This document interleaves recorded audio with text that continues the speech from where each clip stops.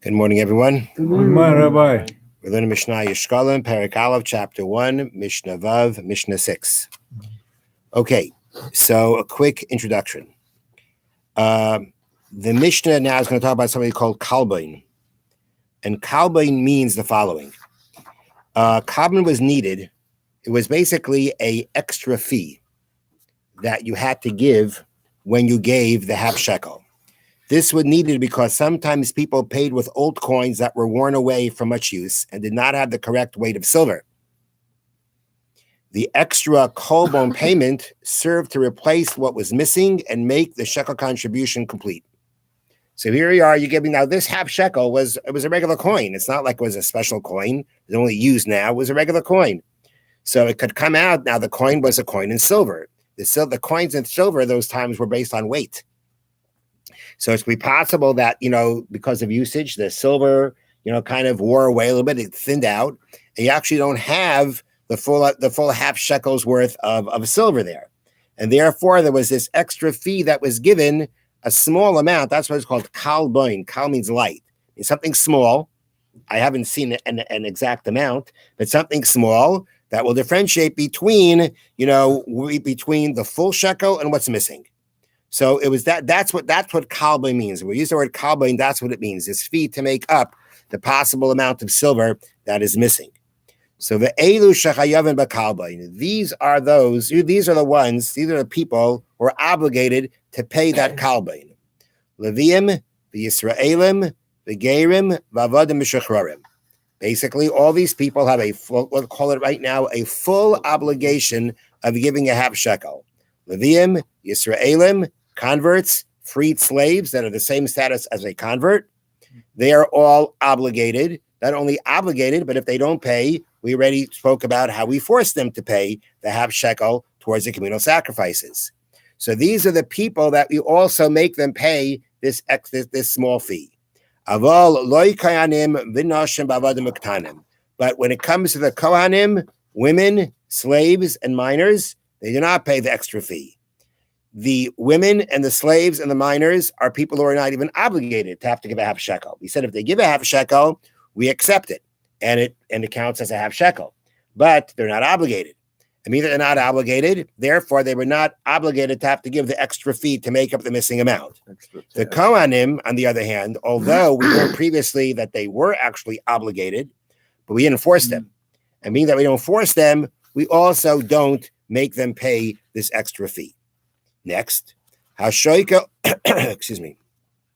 Hashoikel ayedei kohen, ayedei isha, ayedei eved, ayedei katan pater. If somebody gives a shekel for a kohen, for a woman, for a slave, for a minor, meaning he's giving it for them, right? He's giving it on their behalf. They don't have the money, let's say, for it, and he's giving it for them.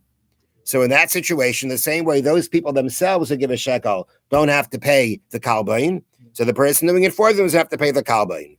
Now, the mishakal al yadai v'ad chaverei. But let's say the next case is you gave the shekel for yourself and for your friend, and your friend is obligated. Your friend is obligated. It's just that he doesn't have the money right now. So therefore, what are you doing? You're giving not 2 half shekalim, but you're giving a full shekel. That's called a sela. You're giving one coin that's not going to cover your half shekel and his half shekel. So what's the halacha here? How many kalbains do you have to give? So the Tanna Kama says, chayev b'kalbain echad. You're obligated to give one kalbain. You have one coin. We're concerned that one coin, which is a silver coin, is missing some of its silver. So you give a kalbain, one kalbain, to take care of the silver missing in the coin. It's not like the kalbain is a part of the half shekel payment. It's an extra fee to cover it, to cover what's missing in the coin. So if I have this one coin that's a shekel, it may cover 2 people, but it's one coin. Its one coin is missing a certain amount of silver. So the kalbain is enough to cover what's missing there. That's a Tanna Kama. Rabbi Meir says, Shnei kalbainis. You got to give 2 kalbains. You're giving 2 half shekels, and you're obligated in the half shekel, and he's obligated in the half shekel. Then you have to give 2 kalbains. Because according to Rabbi Meir, the kalbain is part of the payment. Part of giving a half shekel is to give a kalbain with it.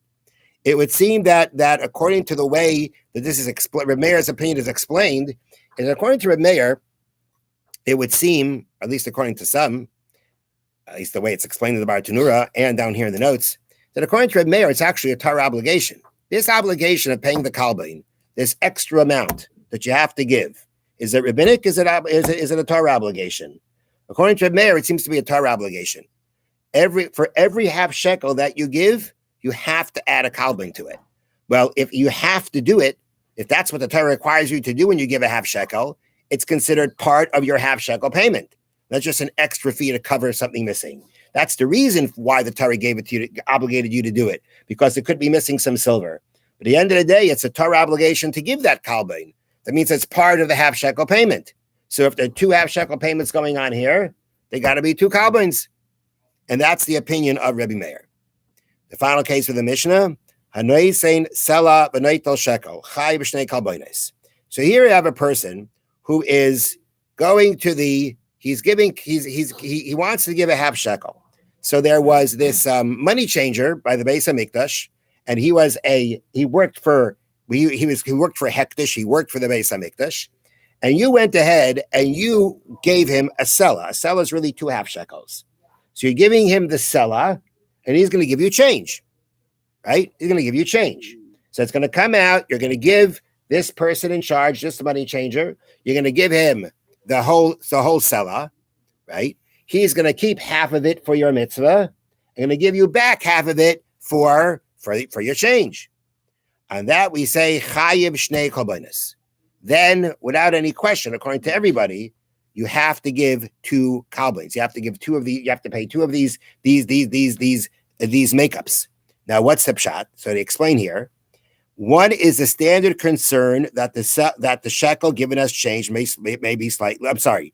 One is the standard concern that the seller may be missing some silver due to wear and tear. That's the regular obligation, right? My half shekel that I gave, maybe it wasn't a full half shekel due to wear and tear. Some of the silver were thinned out, so therefore, you got to pay a kalban. That's you give a half shekel, you got to pay a kalban, according to everybody.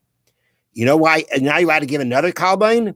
Another is that the shekel given as change may be slightly oversized. And the contributor may not take the extra silver from the Beis Hamikdash.